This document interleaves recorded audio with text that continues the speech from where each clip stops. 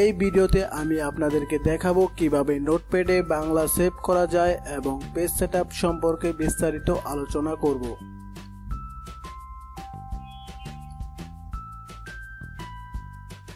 এখন আমি একটি নোটপ্যাড ওপেন করি। নোটপ্যাড ওপেন করার পর আমি এই নোটপ্যাডে কিছু বাংলা লেখা লিখব। আমি দ্রুত লেখার জন্য আমি একটি ব্রাউজার ওপেন করি। ওপেন করার পর আমি এখান থেকে কিছু বাংলা লেখা সিলেক্ট করে কপি করি।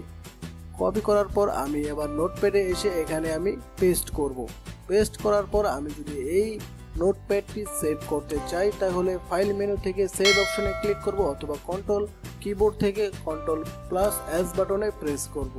প্রেস করার পর আমাদের সামনে এরকম একটি ডায়লগ বক্স ওপেন হবে। তারপর আমরা এই ফাইল নেম অপশনে এসে যে কোনো একটি ফাইল নেম দিয়ে এই সেভ অপশনে ক্লিক করব। সেভ অপশনে ক্লিক করার পর আমরা দেখতে পারবো আমাদের সামনে এরকম একটি পপ আপ মেসেজ আসবে। আসার পর আমরা যদি ওকে বাটন প্রেস করি তাহলে দেখতে পারবো নোটপ্যাডের সমস্ত লেখা প্রশ্নবোধক চিহ্ন হয়ে যাবে এবং এটিকে যদি আমি ক্লোজ করে দেই তারপর আমরা আমাদের সেভকৃত নোটপ্যাডটি যদি আমরা আবার ওপেন করি তাহলেও দেখতে পারবো আমাদের লেখাগুলো সমস্ত লেখাগুলো প্রশ্নবোধক চিহ্ন হয়ে গেছে, যা আর কখনো সাপোর্ট করবে না।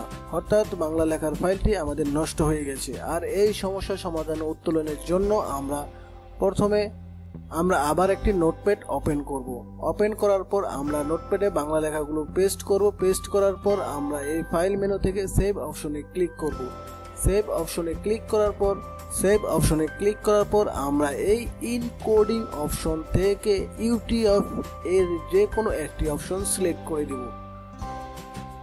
আমরা এই অপশনটি সিলেক্ট করে দিই। সিলেক্ট করার পর আমরা যে কোনো একটি ফাইল নেম দেব। ফাইল নেম দেওয়ার পর আমরা যদি এখন সেভ অপশনে ক্লিক করি তাহলে দেখা যাবে আমাদের পপ আপ মেসেজটি এখন আর আসলো না। এখন আমি যদি এটিকে ক্লোজ করি, এখন আমরা যদি আমাদের সেভ করা ফাইলটিকে ওপেন করি তাহলেও আমরা দেখতে পারবো আর এভাবেই আমরা ইনকোডিং অপশন থেকে যে কোনো একটি ইউটিএফ ভার্সন সিলেক্ট করে বাংলা লেখা সেভ করব। এখন আমরা আসি পেজ সেটআপ সম্পর্কে। আমরা পেজ সেটআপ করতে চাইলে তাহলে আমরা কি করব, এই ফাইল মেনু অপশনে ক্লিক করে এই পেজ সেটআপ এই অপশনে ক্লিক করব। ক্লিক করার পর আমরা এখান থেকে পেপার সাইজ দেখতে পারবো। পেপার সাইজ থেকে আমরা সবসময় A4 সাইজ করে দিব আমাদের পেপার সাইজ অনুযায়ী। তারপর আমরা এখানে দেখতে পারবো এখানে মার্জিনের কিছু অপশন দেওয়া আছে। আমাদের চতুর সাইডে কত ইঞ্চি করে মার্জিন দেওয়া থাকবে আমরা এখানে লিখে দেব।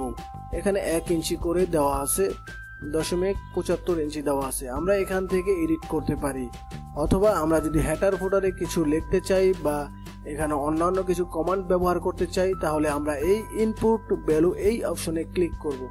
ক্লিক করার পর আমরা দেখতে পারবো আমাদের সামনে নোটপ্যাডের কিছু কমান্ড আমাদের সামনে এসে পড়বে। যেমন আমরা যদি এখান থেকে দেখি এন্ড এই কমান্ডটুকু আমি যদি প্রেস করি তাহলে আমরা প্রিন্ট করার সময় আমাদের পেজের উপরে নাম্বার লেখা শো হবে। আমরা যদি এফ এই কমান্ড প্রেস করি তাহলে print the name of the document, আমাদের ডকুমেন্টের নাম সহ প্রিন্ট হবে। এভাবে আমরা আমাদের এখানে অনেকগুলো কমান্ড আমরা এখানে দেখতে পারবো। যেমন আমরা টি যদি প্রেস করি তাহলে প্রিন্ট দ্য কারেন্ট টাইম চলে আসবে, মানে আমি যেই সময়ে আমি প্রিন্ট করব সেই সময়ের টাইমটা এখানে চলে আসবে। আমি যদি ডি প্রেস করি তাহলে দেখা যাবে প্রিন্ট দ্য কারেন্ট ডেট, মানে বর্তমান যে সময়টুকু ডেট থাকবে সেটুকু চলে আসবে। অর্থাৎ আমরা এই কমান্ডগুলো কোথায় প্রেস করব, এই কমান্ডগুলো আমরা যদি নিচে দেখতে চাই তাহলে ফুটারে প্রেস করব, আর যদি হেডারে দেখতে চাই তাহলে আমরা এই হেডারে প্রেস করে ওকে প্রেস করে দিব। আর তাহলে আমাদের ডকুমেন্টগুলো সেইভাবেই পেজ সেটআপ হবে। ভিডিওটি যদি আপনাদের ভালো লাগে বা কোনো উপকারে আসে দয়া করে চ্যানেলটি সাবস্ক্রাইব করবেন এবং নিত্য নতুন আরো ভিডিও পেতে সাথেই থাকবেন। ধন্যবাদ সবাইকে।